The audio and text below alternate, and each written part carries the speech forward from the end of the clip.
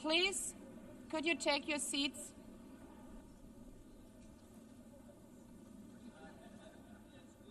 Let me begin with two words we have not been able to say often enough in this hall.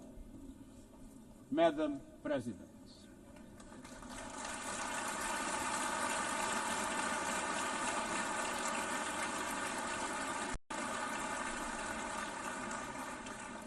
Excellencies, ladies and gentlemen, 8 years ago, in a world scorched by war, leaders made a choice: cooperation over chaos, law over lawlessness, peace over conflict. And that choice gave birth to the United Nations, not as a dream for perfection, but as a practical strategy for the survival of humanity. Many of our founders had seen firsthand the hell of the death camps and the terror of war. They knew that true leadership meant creating a system to prevent a replay of those horrors, a firewall against the flames of conflict and World War III, a forum for sovereign states to pursue dialogue and cooperation, and a concrete affirmation of an essential human truth: we are all in this together. And this General Assembly Hall is the heartbeat of that truth. It is why for decades world leaders have come to this one-of-a-kind podium. It is why you are here today. Because at its best, the United Nations is more than a meeting place. It's a moral compass, a force for peace and peacekeeping, a guardian of international law, a catalyst for sustainable development, a lifeline for people in crisis, a lighthouse for human rights, and a center that transforms your decisions, the decisions of member states, into action. 80 years on, we confront again the question our founders faced, only more urgent, more intertwined, more unforgiving. What kind of world do we choose to build together? Excellencies, we have our work cut out for us, as our ability to carry out that work is being cut from us.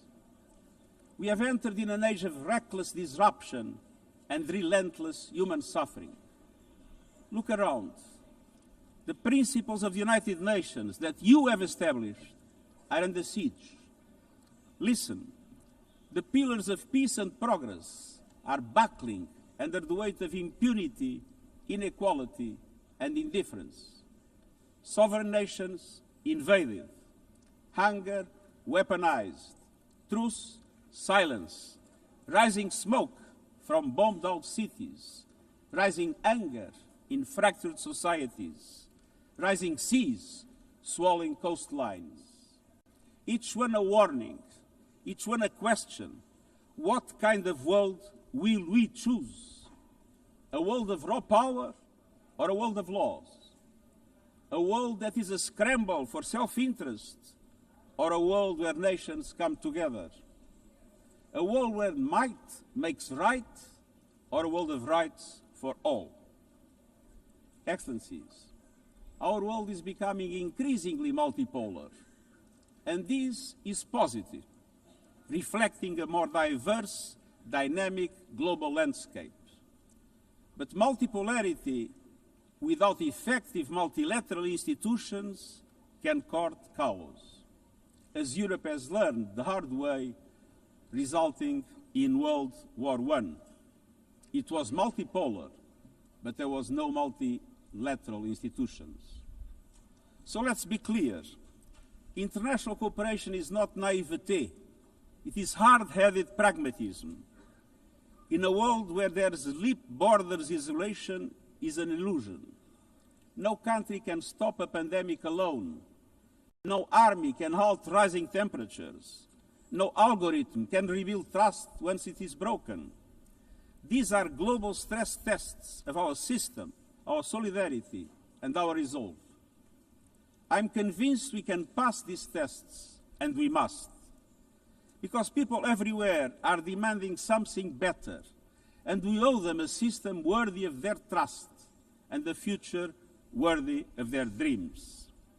And so we must make the choice, an active choice, to reaffirm the imperative of international law, to reassert the centrality of multilateralism, to reinforce justice and human rights, and to recommit to the principles that gave rise to our organization, and to the promise contained in its first words, we the peoples. Excellencies, the choices we face are not part of an ideological debate. They are a matter of life and death for millions. As I scan the global landscape, we must make 5 critical choices. First, we must choose peace rooted in international law. Peace is our first obligation. Yet today, wars rage with a barbarity we vowed never to allow. Too often, the Charter is brandished when convenient and trampled when not. But the Charter is not optional. It is our foundation.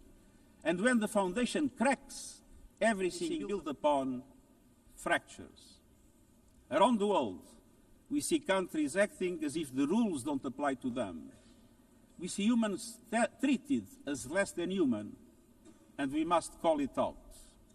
Impunity is the mother of chaos, and it has spawned some of the most atrocious conflicts of our times. In Sudan, civilians are being slaughtered, starved, and silenced. Women and girls face unspeakable violence. There is no military solution. I urge all parties, including those in this hall, end the external support that is fueling this bloodshed. Push to protect civilians, because the Sudanese people deserve peace, dignity, and hope. In Ukraine, relentless violence continues to kill civilians, destroy civilian infrastructure, and threaten global peace and security. I commend recent diplomatic efforts by the United States and others. We must work for a full ceasefire and a just, lasting peace in accordance with the Charter, UN resolutions, and international law. In Gaza, the horrors are approaching a third monstrous year. They are the result of decisions that defy basic humanity. The scale of death and destruction are beyond any other conflict in my years as Secretary General. The International Court of Justice has issued legally binding provisional measures in the case named Application of the Convention on the Prevention and Punishment of the Crime of Genocide in the Gaza Strip. Since then, a famine has been declared and the killing has intensified. The measures stipulated by the ICJ must be implemented fully and immediately.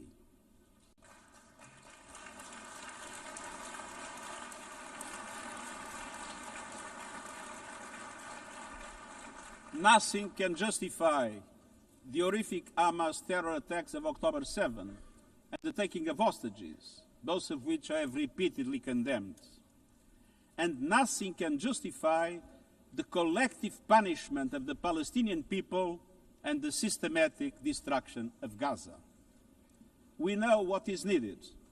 Permanent ceasefire now. All the hostages released now. Full humanitarian access now. And we must not relent in the only viable answer to sustainable Middle East peace, a two-state solution as so eloquently reaffirmed yesterday. We must urgently reverse dangerous trends on the ground. Relentless settler expansion and violence, and the looming threat of annexation must stop. Everywhere, from Haiti to Yemen, to Myanmar and the Sahel and beyond, we must choose peace anchored in international law.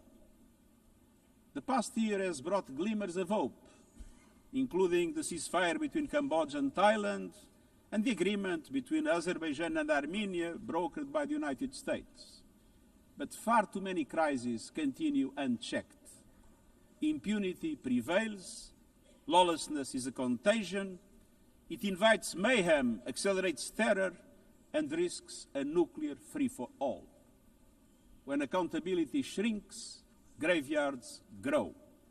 When UN staff and facilities are attacked, violating legal obligations, so too is the core of our ability to serve and deliver. The Security Council must live up to its responsibilities. It must be more representative, more transparent, and more effective. Beyond crisis response, we must tackle the injustices that ignite conflict: exclusion, inequality, impunity, and corruption. The surest way to silence the guns is to raise the volume for justice. Real security is born of fairness and opportunity for all. Excellences, cela m'amène au deuxième point. This leads me to my second point. We must choose human dignity and human rights. Les droits humains ne sont pas Human un ornement rights de la are not paix. an ornament Ils en of sont le peace. socle. They're its bedrock. Les droits humains, sociaux, Human rights, économiques, economic, politiques, social, civiques cultural, et political, culturels and civil sont are universels, universal, indivisibles indivisible, et and interdépendants. interdependent. Choisir les droits, Choosing rights c'est plus que des means paroles. more than C'est words. choisir la justice It plutôt que le means choosing silence. justice over C'est silence. préserver la liberté It means et l'espace protecting civique. freedom and civic space. Faire avancer l'égalité pour Advancing les femmes et equality les for filles. women and girls. Combattre le Confronting racisme et la racism and discrimination discrimination sous toutes leurs in formes. all its forms. Protéger les défenseurs des Protecting droits human humains, rights les defenders, journalistes journalists, et la liberté and freedom of d'expression, speech. et garantir les droits And des réfugiés et upholding des the rights of migrants refugees and afin que la migrants mobilité so soit that sûre mobility is et safe conforme and au in droit accordance with international. international law. Les droits humains sont un Human combat rights quotidien, are a daily battle, en ligne comme hors online ligne. and offline. Ils exigent de la They volonté require politique, political will. mais la dignité ne se But résume dignity pas à la is not only protection des droits. about the protection of Elle rights, exige pleinement concrétiser ces droits about grâce rights à un fulfilled développement through inclusif inclusive et and résilient. resilient development. Des droits qui mettent fin à la Rights that put an pauvreté end et à la to faim. poverty and hunger. Des droits qui ouvrent Rights de la that voie de open l'éducation, doors de la to santé education, et des health opportunités. and opportunity. Les objectifs de The développement Sustainable durable Development sont Goals notre feuille are de our route shared commune roadmap pour for concrétiser ces achieving droits. these rights. Mais pour avancer sur But cette in order voie, to make il faut progress du down this carburant. road, we need Ce fuel. carburant, c'est le And financement. that fuel is Et nous savons ce qu'un finance. développement bien mené peut We've seen accomplir. what development done right can Au deliver. cours de la dernière In the past décennie, decade, des millions de personnes millions supplémentaires ont more have accédé à gained access to l'électricité, electricity, à des solutions de cuisson clean propres cooking et à solutions, l'Internet. and to the Le internet. mariage des enfants Child marriage recule, is in retreat. la représentation des femmes Women's avance, representation is mais les growing, coupes dans l'aide au but cuts développement to aid font are des wreaking ravages. havoc. Pour un grand nombre de personnes, They are elles a death représentent une sentence condamnation for many. à mort. Pour tant d'autres, For so un many more, avenir confisqué. a stolen future. C'est là tout le This paradoxe is de the notre great époque. paradox of our time. Nous avons les solutions, We have the mais nous solutions, siphonnons le but we carburant are qui siphoning nous off the permettrait fuel d'avancer. that would make it possible to make Choisir la progress. dignité, c'est To choisir la choose justice dignity, we financière must choose et la financial solidarité. justice and solidarity. Nous devons réformer We need l'architecture to financière reform the international internationale financial afin architecture qu'elle soit au so that it service du drives développement development de for all. toutes et de tous.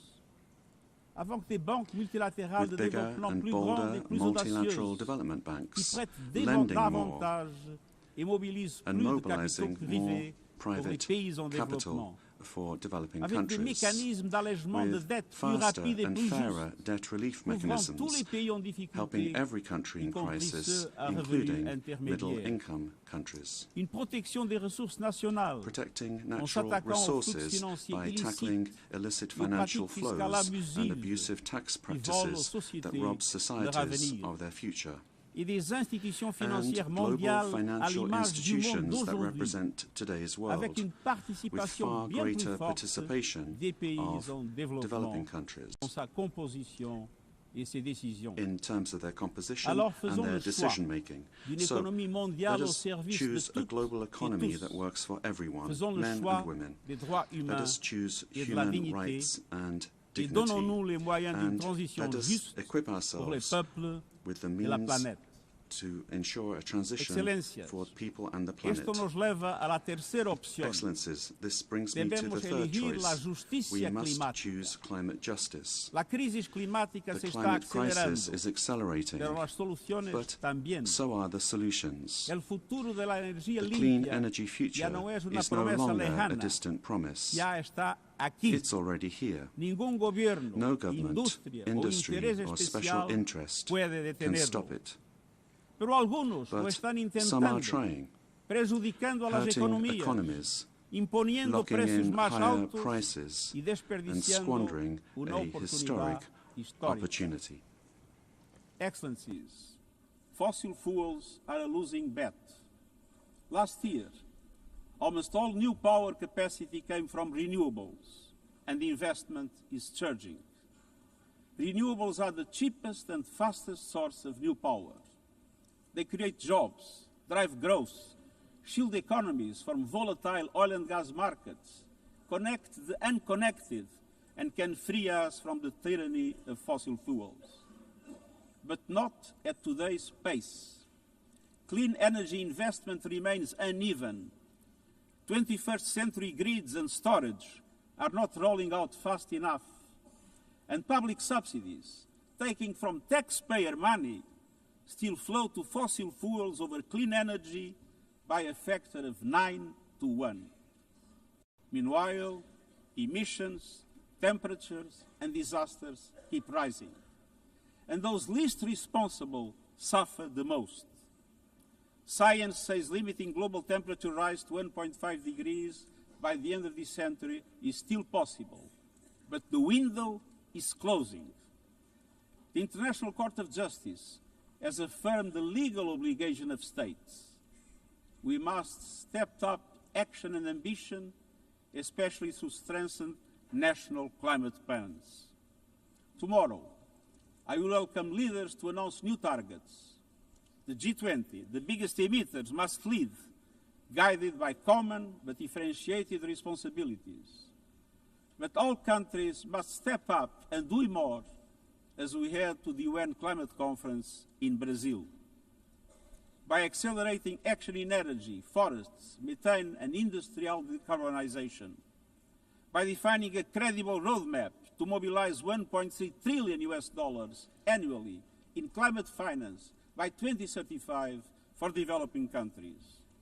By supporting just transitions, by doubling finance for adaptation to at least $40 billion this year, and rapidly deploying proven tools to unlock billions more in concessional finance. And by capitalizing the Loss and Damage Fund with significant contributions.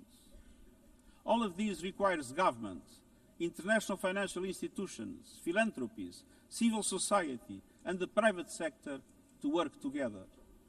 To provide fiscal space to developing countries and unlock new innovative sources of finance at scale, including solidarity levies on high-emitting sectors and debt swaps. We have the solutions and tools, but we must choose climate justice and climate action. Fourth, we must choose to put technology at the service of humanity. Artificial intelligence is rewriting human existence in real time, transforming how we learn, work, communicate, and what we can trust. And the question is not how to stop it, but how to steer it for the greater good. Technology must be our servant, not our master. It must promote human rights, human dignity, and human agency. Yet today, AI's advancement in outpacing regulation and responsibility and is concentrated in a few hands. And the risks are expanding to new frontiers, from biotech to autonomous weapons. We are witnessing the rise of tools for mass surveillance, mass social control, mass disruption, and even mass destruction. Tools that can drain energy, strain ecosystems, and intensify the race for critical minerals, potentially stoking instability and conflict. Yet, these technologies remain largely ungoverned. We need universal guardrails and common standards across platforms. No company should be above the law. No machines should decide who lives or dies. No system should be deployed without transparency, safety, and accountability. Last month, this Assembly took a historic step, establishing an independent international scientific panel on AI and an annual global dialogue on AI governance. Two new pillars of a shared architecture, connecting science with policy to bring clarity and foresight, enabling innovation to flourish while advancing our values and our rights, and ensuring governments, companies, and civil society can help shape common norms. We must build on these mechanisms and close the capacity gap. All countries must be able to design and develop AI, not just to consume it. I have proposed voluntary financing options to build AI computing power, data, and skills in developing nations. No country should be locked out of the digital future or locked into systems it cannot shape or trust. And governments must lead with vision, and companies must act with responsibility. And we, the international community, must ensure that technology lifts up humanity. So let us choose cooperation over fragmentation, ethics over expediency, and transparency over opacity. Technology will not wait for us, but we can still choose what it serves. So let us choose wisely. Fifth and finally, to meet all these goals, we must choose to strengthen the United Nations for the 21st century. The forces shaking our world are also testing the foundations of the United Nations system.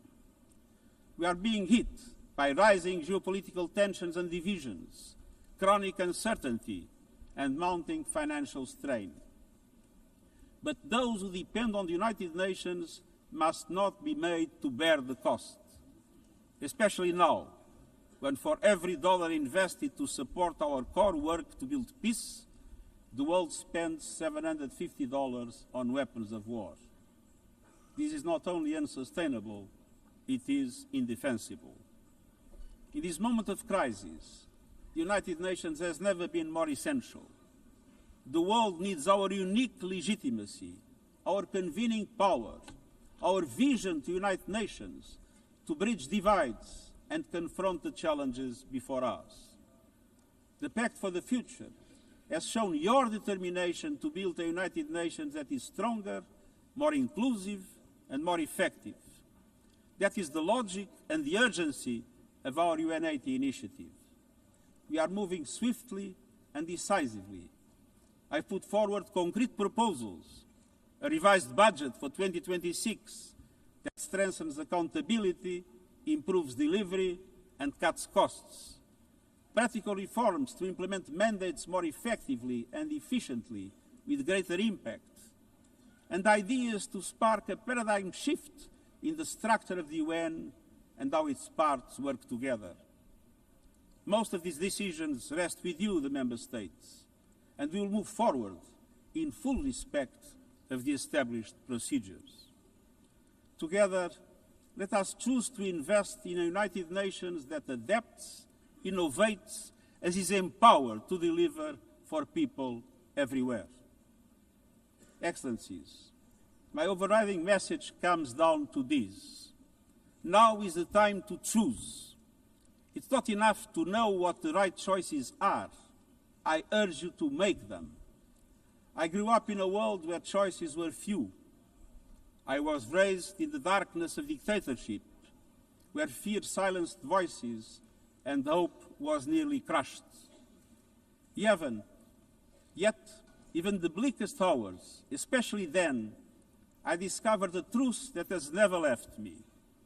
Power does not reside in the hands of those who dominate or divide. Real power resides from people, from our shared resolve to uphold dignity, to defend equality, to to believe fiercely in our common humanity and the potential of every human being. I learned early to persevere, to speak out, to refuse to surrender, no matter the challenge, no matter the obstacle, no matter the hour. We must and we will overcome. Because in a world of many choices, there is one choice we must never make, the choice to give up. We must never give up. That is my promise to you, for peace, for dignity, for justice, for humanity, for the world we know is possible when we work as one. I will never, ever give up. Thank you.